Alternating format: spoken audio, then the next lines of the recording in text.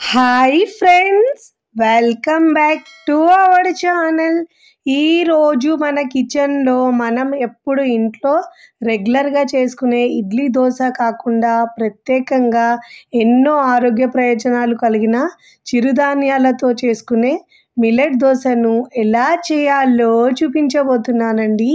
పిల్లల నుంచి పెద్దల వరకు కూడా ఎంతో ఉపయోగపడే ఇంకా ఎన్నో పోషక విలువలు కలిగే రెసిపీ అండి ఇది.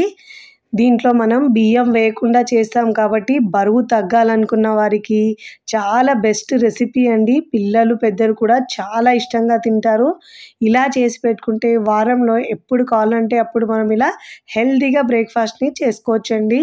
చాలా చాలా రుచిగా ఉంటుంది, క్రిస్పీగా తిన్న కొద్దీ తినాలనిపిస్తుందండి.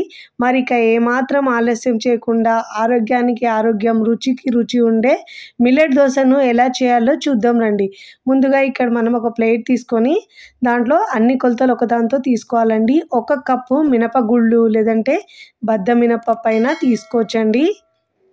ఇప్పుడు దీంట్లో 1/2 కప్పు రాగులు తీసుకోవాలండి.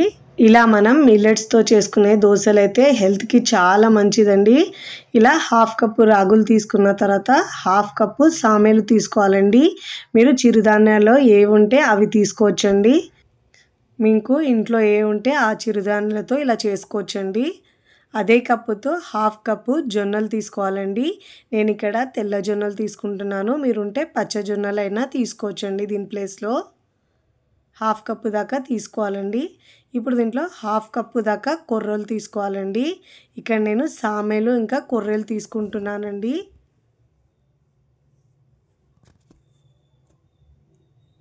ఇప్పుడు దీంట్లో 1/2 కప్పు అటుకులు తీసుకోవాలండి. లావుగా ఉన్న అటుకులు తీసుకుంటున్నాను. దీంట్లో మనము బియ్యం వేయట్లేదు కాబట్టి ఇలా అటుకులు వేసుకొని చేసుకోవడం వల్ల రుచి చాలా బాగుంటుందండి. 1/2 టీ స్పూన్ దాకా మెంతులు వేసుకోవాలి. ఇప్పుడు ఇలా అన్ని ఇంగ్రీడియంట్స్ని ఒకసారి బాగా మిక్స్ చేసుకొని వేరొక గిన్నెలోకి మార్చుకోవాలండి. ఫస్ట్ టైం నా ఛానల్ చూస్తున్న వాళ్ళు ప్లీజ్ నా ఛానల్ని సబ్స్క్రైబ్ చేసుకోండి, లైక్ చేయండి, పక్కనున్న బెల్ ఐకాన్ని ప్రెస్ చేయండి. ఇలా ప్రెస్ చేయడం వల్ల నేను పెట్టే వీడియో నోటిఫికేషన్ ముందుగా మీ హోమ్ పేజ్కి వస్తాయండి. ఇలా అన్ని చిరుధాన్యాలు మనం గిన్నెలో వేసుకున్న తర్వాత ఒకసారి ఇలా బాగా మిక్స్ చేసుకొని వాటర్ పోసుకొని ఒక 3-4 సార్లు బాగా వాష్ చేసుకోవాలండి.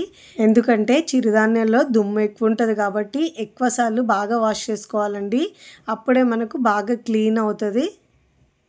ఇక్కడ నేనైతే 4-5 సార్లు బాగా వాష్ చేసుకున్న తర్వాత ఆ వాటర్ తీసేసి మళ్ళీ దాంట్లో తిరిగి వాటర్ పోసుకొని 6 నుంచి 8 గంటల పాటు నానబెట్టుకోవాలండి. మీరు కావాలంటే ఇలా వాష్ చేసుకున్న తర్వాత ఇలా మీరు దీన్ని ఫ్యాన్ కింద ఆరబెట్టుకొని పొడిలాగా అయినా గ్రైండ్ చేసుకొని పెట్టుకోవచ్చండి, మిల్లుకి ఇచ్చైనా.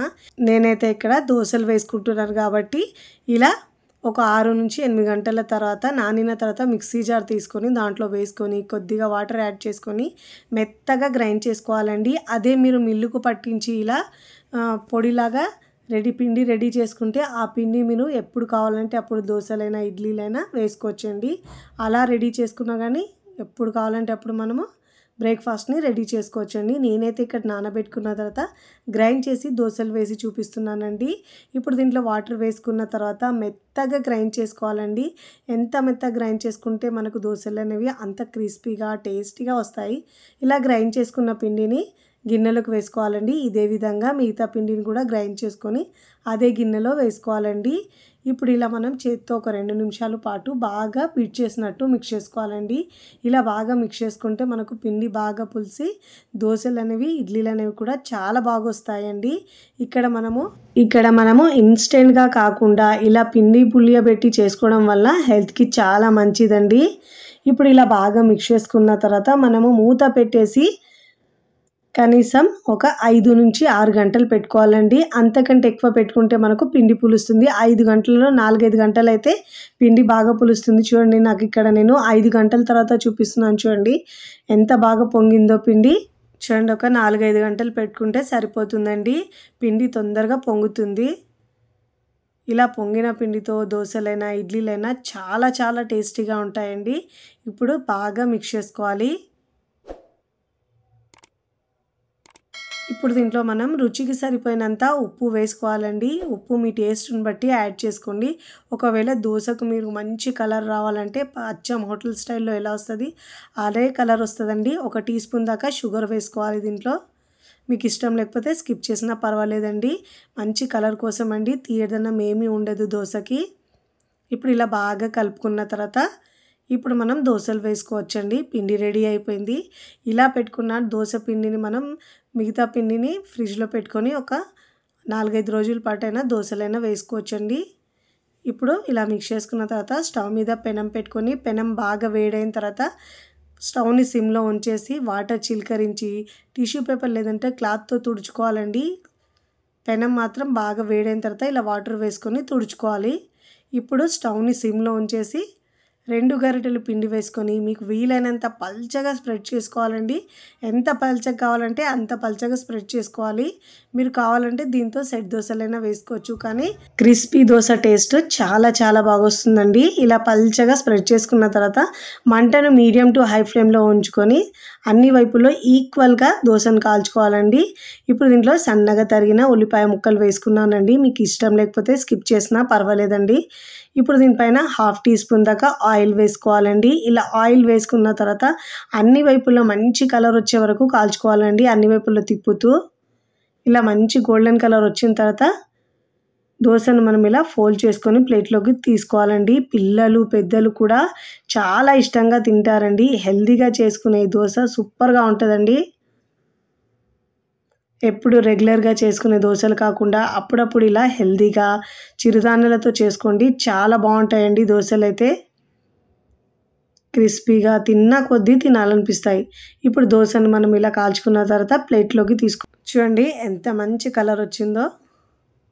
ఇప్పుడు ప్లేట్లోకి తీసుకోవాలండి. ఇదే విధంగా ప్రతిసారి మనం దోశ వేసినప్పుడు వాటర్ చిలకరించిన తర్వాతనే తుడుచుకున్న తర్వాతనే దోశను వేసుకోవాలండి. దోశ వేసేటప్పుడు మంటను లోలో ఉంచి తర్వాత హైలో ఉంచుకొని కాల్చుకోవాలి. ఇప్పుడు సర్వింగ్ ప్లేట్లో సర్వ్ చేసుకుంటున్నానండి.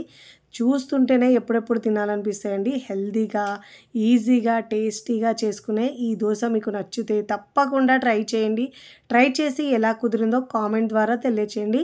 మీకు నచ్చిన చట్నీతో సర్వ్ చేసుకోవచ్చండి. నేనైతే టమాటో పచ్చిమిరపకాయల చట్నీతో సర్వ్ చేస్తున్నాను. రుచి సూపర్గా ఉందండి. క్రిస్పీగా భలే రుచిగా ఉంటుందండి.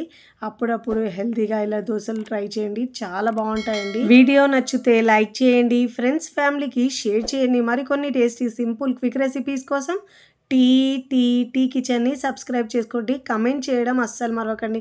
Thanks for watching.